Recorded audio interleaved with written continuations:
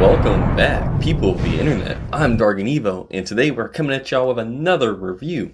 Today we're going to be checking out the S.H.MonsterArts Godzilla Ultima from Godzillasingularpoint, which, if you do not know, is an anime that happens to be a Netflix original. So if you want to check it out yourself, you can find it over there. But that's not all we are checking out today. We're also checking out this beautiful breath effect, which if you didn't see from our intro already, he has these amazing rings that start to form right before he's about to release his breath of destruction and sweep the city. But that's not the only thing this effect beam is holding up its sleeve. This baby is also glow in the dark. I've been letting it soak up some UV light for probably the last 24 hours. The glow you get off of this thing is absolutely stunning. So later in the video, we're actually going to take a closer look at how this thing is made. But first, we're going to check out Godzilla Ultima. So without further ado, this bad boy right here is Godzilla Ultima in the plastic. So digging into his sculpt, it may be inapparent to some, but as we get a closer look, we can see random splotches of paint. But it looks like it's some splash marks from whenever they were painting his fins on his back. And the trend continues with like a few random scuffs along his tail, along with a little black chip along on the top of his fin, which was there when I bought him. For the most part, a lot of people had a lot of complaints about the paint on his face, though. As you can see, we move his head down just a tad. His eyes are off slanted, his left eye being slightly smaller than his right eye. But I believe that's a design choice. A lot of people may not like that. As far as I can see, he might have a little mark on the top spike right here. But regardless of that, we can pop his head off and see that he has some very nice mouth detail. Now, I'll note he has several accessories and we'll show off here. This is his pre-posed head, which will always have an open mouth. But now that I remember, this is actually the better painted head, so we'll check a look. And this is the other one, which honestly, it doesn't look bad. The spot that I mentioned that was messed up here is perfectly fine on this head. He actually has a jaw that you can open, which you can get. Putting the two side by side, you can see the difference. It would seem he has a lot more teeth on this head mold opposed to this one on the right. So how you go about putting his head back on, you actually have a collar piece and then his head. That makes up the bulk of his neck. Like voila. And now once again, we can have him glaring at y'all on the camera. And lastly, on the point of his paint, we can see that he has a few flaws up in his spines, but nothing too noticeable. Except we have some random red pointed out right there. But I think that pretty much covers up most of his flaws. Now let's get into some of that detail. Now going through his neck, we can see all that lovely mold, and then how his spines look like from the top down. But now moving on with articulation, pretty much you'd get anything that you'd want or expect out of him, but we're going to go over the major points, including his tail, no pun intended. And his tail just keeps going on and on. You have multiple ball joints all throughout here, which gives you that total circle or articulation, which is going to allow you to get some wicked poses out of him. You can make a full circle with that tail. Now, something I've noticed a lot with other people's reviews is that when they picked him up, his tail would fall off. But I have yet to have that happen. But this was a secondhand sealed box that I got off of Macari. I don't know what kind of stroke of luck that is, but maybe it was something fixed with like a reissue. Though I don't think he ever even got a reissue.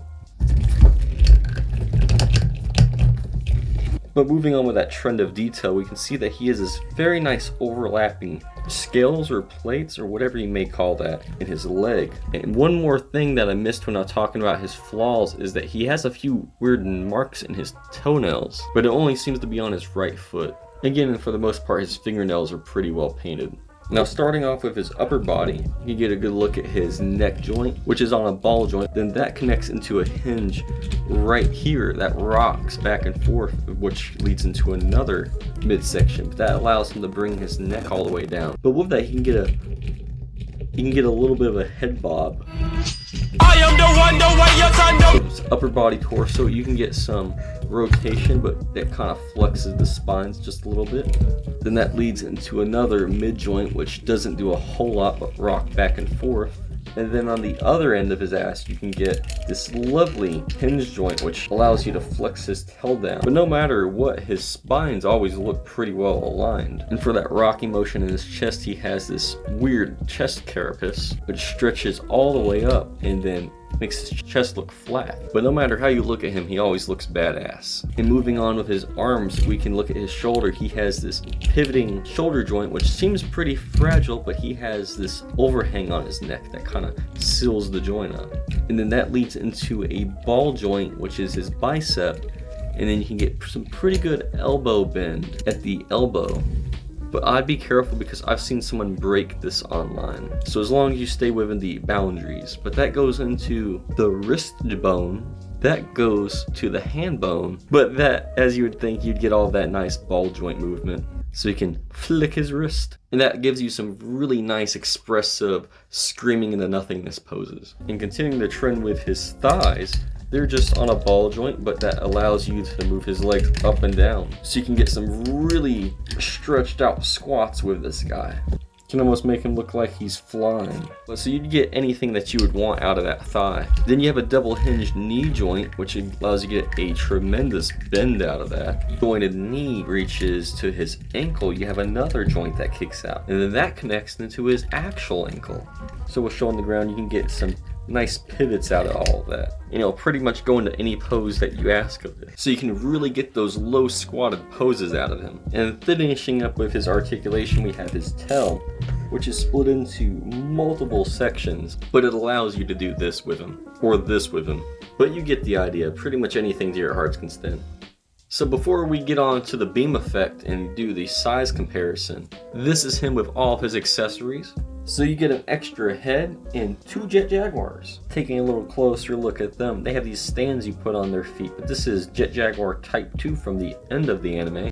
And then this little guy is Type 1. She's a little smaller.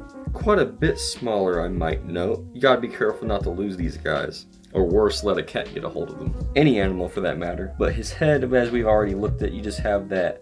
But any accessories are better than none when it comes to S.H.MonsterArts figures. So I've been told. But real quick, we can get a look at his box, because I probably should have did that at the beginning of the video. We can see all those lovely stickers at the bottom. Flipping it around shows us some nice poses of Ultima, showing off that he is 440 millimeters long. Very impressive. And the accessories along with the alternate head, and a blurb if you can read Japanese. And then we have a very nice shot of the poster for the anime, which I have watched and I highly recommend. It's great if you can get behind all the anime BS. Now finally, taking another look at that beam effect, which it will look good pretty much in any pose you throw it in, assuming you have a 3mm peg, which in this case I was using a Gundam stand and I switched to a Tamashii Nations SH Figure Arts stand, which you can actually get these in pairs of 2 for 12 bucks on Amazon, which I did not know. Definitely some very high quality stands. I will have a review actually coming out for them sometime in the future, because I was that well impressed with them that I wanted to make one.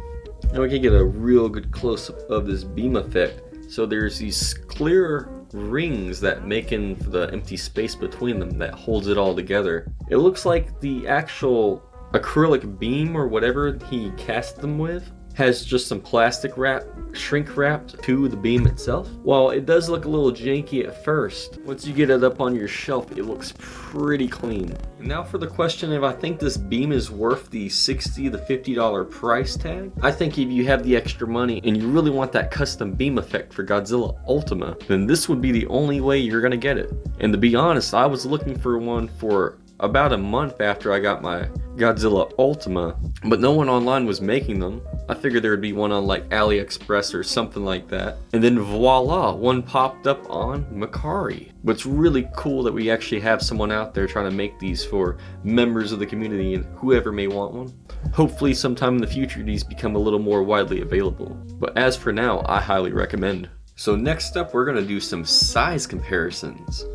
Here he is next to a Final Wars movie monster series Godzilla. You get a nice side-by-side. For the most part, he will blend in with most any figures, which is one thing I really love about him is because of the anime design. It's very abstract. And here we have Godzilla Ultima next to Godzilla 1989 from Godzilla vs. Biolate with beam effect. And this is actually the NECA version, which we will eventually get around to reviewing. And then a little side-by-side action. We can see they go pretty hand-to-hand in scale, though I doubt they are size accurate. And then again, here he is next to a NECA King Kong. I actually love this figure. I was much more impressed with him when I got my hands on him in person, opposed to just looking at the box. Though he is definitely not in scale. Then we got the 2019 Godzilla by NECA. Another little side-by-side. Not bad, not bad. Though not everyone's gonna have one of these guys in their collection. For scale of reference, there you go. And while we're at it, a 16-ounce Dr. Pepper bottle. Not sponsored by Dr. Pepper Incorporated. In case y'all were wondering about shelf presence, this guy will have no issue finding a home in your collection. Though, like we've previously said throughout this video, no matter what pose you throw Ultima in, especially with this beam effect, you'll get this very lovely display. But I think that's gonna do it for a review. If you've made it this far into the video, I appreciate you watching. A like always helps out the channel.